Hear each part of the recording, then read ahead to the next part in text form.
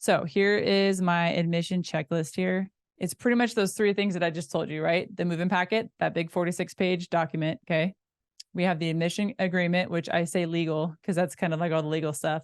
The resident handbook, which is kind of like the house rules, and then medications.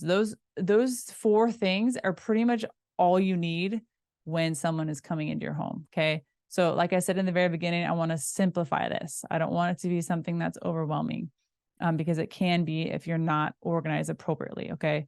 So move-in packet, the 46-page thing, right? Which includes the ID, their medical card, social security card, the physical, anything else, right? That's all in that packet.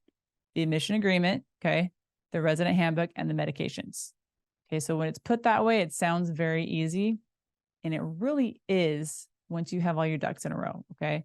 So again, make sure you go into that Facebook group, download these things, read through them, and manipulate them to your specific business, okay? And the last thing is you got this. It's a little reminder that you do have this. Honestly, I remember being so overwhelmed in the beginning, like, oh my gosh, am I gonna be able to get all this stuff? Like, is this gonna be too much to ask them? Are they gonna be annoyed? It's not as confusing and hard as it seems, okay? Like I said, it's like skateboarding, right? And the very first time you skateboard, it's super difficult and you tell yourself, I don't know if I'm ever gonna get this. But if you keep getting up and you keep doing it over and over again, it becomes a normal habit, right? It's something you can just do automatically. And this is pretty much the same thing, right? It's going to be hard in the beginning. The first couple of times will be a little overwhelming because it's the unknown, right? You haven't done it before. So just keep at it, right? If you have any questions, ask in the Facebook group, or honestly, rewatch this video. Okay, we'll post the coaching call in the portal so you guys can refer back to it. So you can slow this down if you need to, or pause it if you need to. But again, it's just those four things that I said. Everything's included in those four documents just for your ease. And if you have any questions, then you can ask in the Facebook group. And if you have any current questions now, you can ask me. Oh, right. When you are doing your binders or your notebooks and with all that stuff in there, like POA and medications, do you have all that tabbed separately, or is it just all under checklist, like move-in checklist?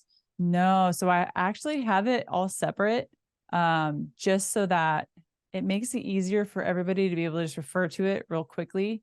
And so when we do the resident binders, I literally am gonna bring a resident binder with me and show you guys exactly how we have it organized and everything, just so that, again, organization in this industry is super important, making sure you know exactly where everything is, and then knowing that there is a paper trail, right? You need a paper trail for everything. So if there's a medication that changed or a medication that got DC'd or whatever it is, it's all going to be in that binder.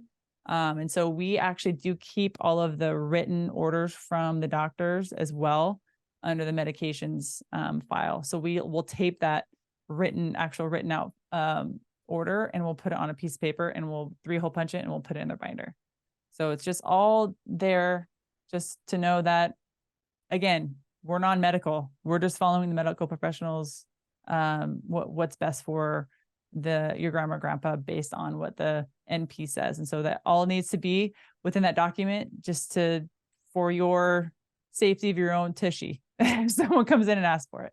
But yes, that's all to say, yes, they are all divided with tabs to make it easy to refer back to. I guess I just kind of want to get a little feedback. How was that all that stuff information overwhelming, or does it seem pretty realistic to attain?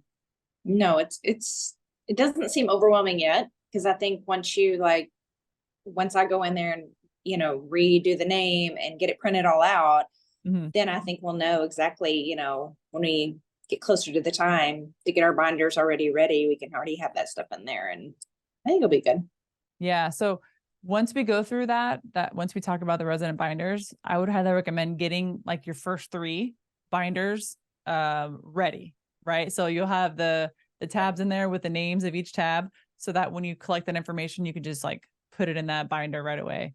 And so you'll know everything is organized for your first 3 residents.